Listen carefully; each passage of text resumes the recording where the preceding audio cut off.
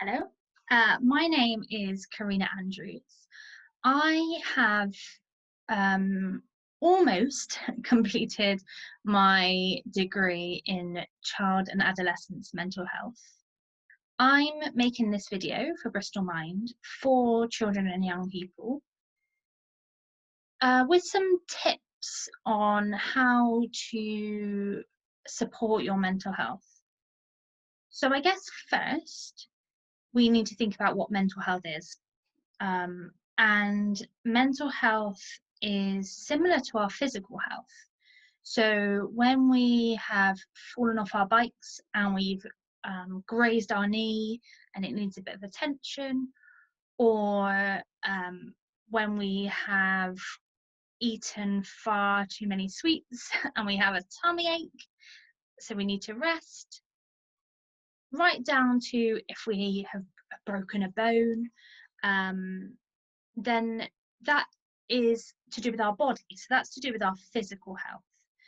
I'm talking today about our mental health. So our mental health, we think of the mind, and we think of our thoughts, so what we've been thinking, our feelings, how we feel, and our behaviours. So our behaviours is what we do about those feelings. So it could be that we're angry and therefore our behaviour would be that we maybe shout.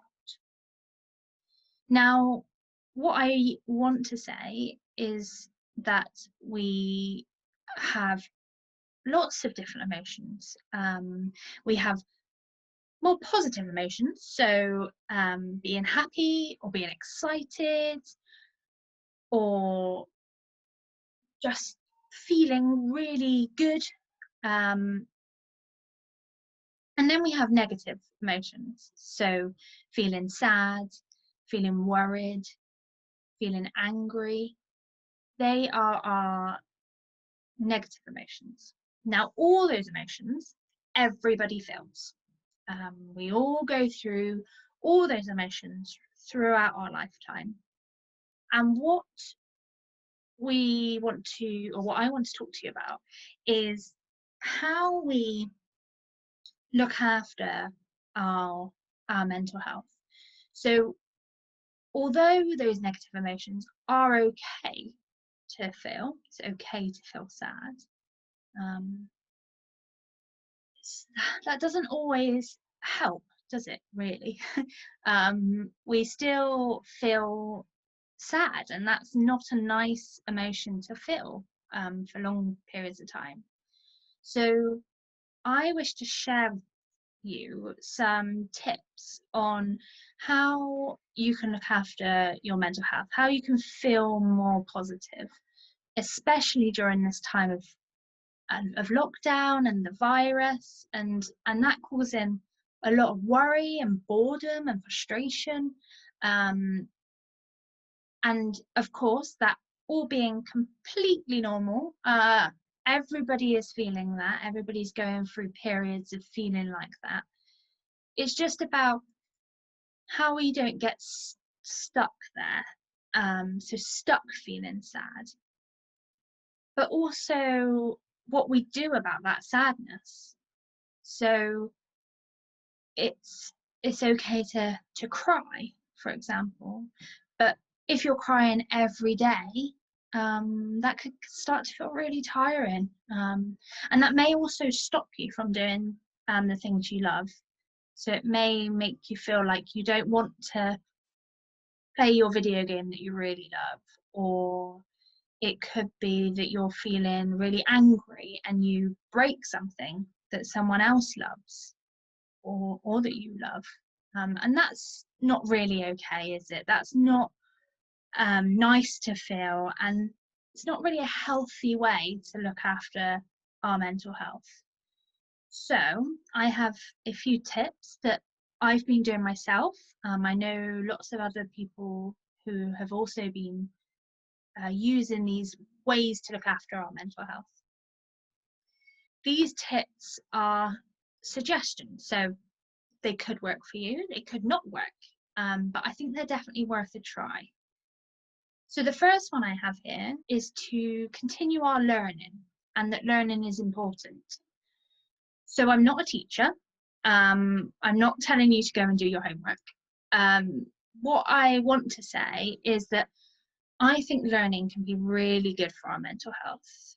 It's that sense of achievement, but also building our knowledge, building what we know.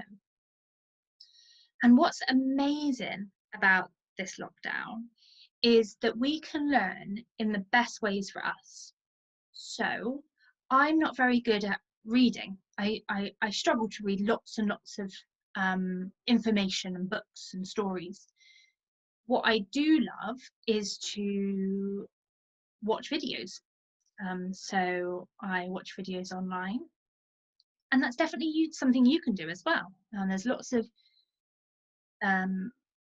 things online that can help us to learn. But it could be that you love reading, and definitely use that if that's a way that you like to learn. It could be that you like to draw. It might be that you don't like doing lots of writing, and maybe you need to remember something, so you could draw. You can draw pictures if that helps you. Or you could create a song. There's also lots of songs online that teach us different parts of our subjects. So it could be that you want to create a song to help you learn something or remember something. And definitely that's okay too. So find the way that you learn best and use it. You have a great opportunity to.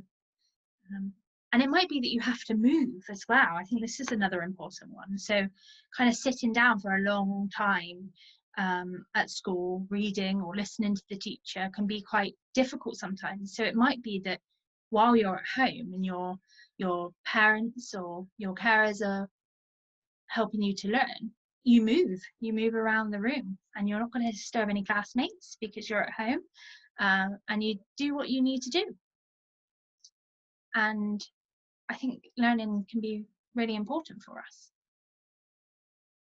So the next thing is to start a project.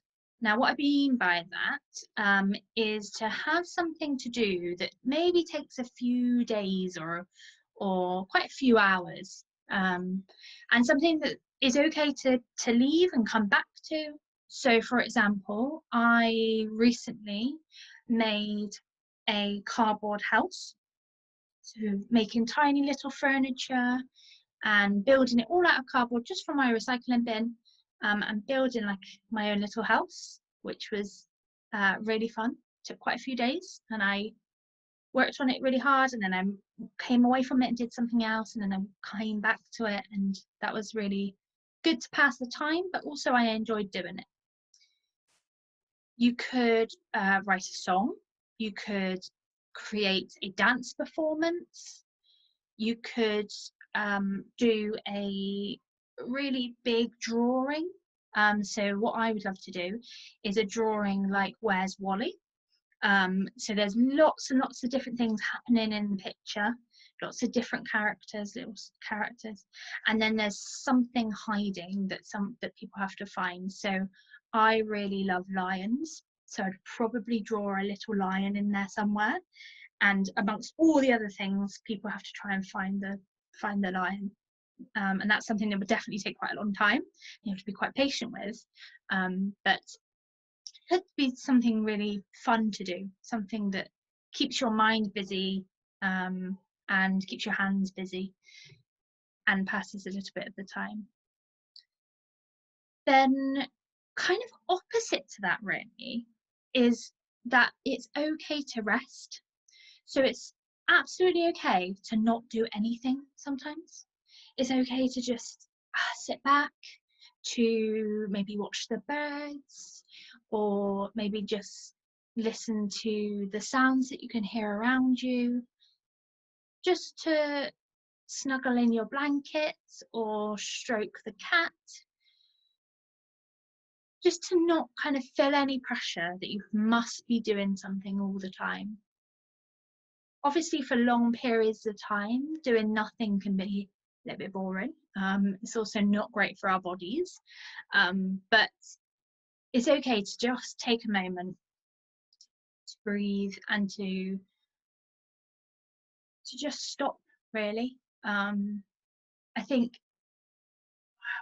a lot of the time we feel like we should be doing something, we should be keeping busy, but it's okay not to. It's okay to just sit and stare out the window for a bit. And then my last tip is to connect with people. So I know the people in your house, because we're with them a lot of the time, they can get a bit annoying, because we're spending a lot of time with them. But it's really important that we do connect with each other. So it could be that you sit down and you play a game together, or you just have a chat, or you eat dinner together. But just connect with them, let them know how you're feeling, ask them how they are, and make those connections, because it's really important to be connected with the people around us at the moment. And if you feel that that's too difficult with the people in your house, that's okay. Try and connect with the people that you know outside your house. So your friends or other relatives or the neighbour. I'm definitely talking to my neighbour a lot more than I used to. And connect with them through the internet, through the phone calls, through letters. You can pop a stamp on a letter and send a letter to someone. I really love this idea of chalk drawings outside people's house. So if you can walk to the person's house and use that as your daily activity, your daily exercise, then take some chalk with you and draw on their pavement outside their house, just to let them know that you're thinking of them and that you wish you could be outside playing with them, and let them know that you care about them. And with that, it's also okay to ask for help. So if you are feeling one of those negative emotions and you've been feeling like that for a long time, or it's starting to get in the way of things that you used to do, then definitely speak to someone. It might be that you have the email address of a teacher. It could be that you can call your auntie or grandma, but definitely say that you're struggling. Say that you're feeling angry, you don't know what to do, or you're feeling bored, and you know what you should be doing, but you don't know where to start. That's everybody's feeling very similar. You're definitely not alone. And sometimes we do just need a bit of help from someone to pick ourselves up again, to make ourselves feel better again. And talking can be something that's helpful. So definitely ask for help if you need to. And they're my tips. So it's been really lovely sharing some ideas with you. Of course, they're ideas. Some of them will work for you. You may think of better ones, and that's brilliant. Definitely share anything that's really helped you recently with your mental health. And I hope you have moments of fun and laughter, and that if you're not and you're finding this time very difficult, that you can reach out for some help from someone. And I wish you lots of best wishes, and I hope you take care. Thank you.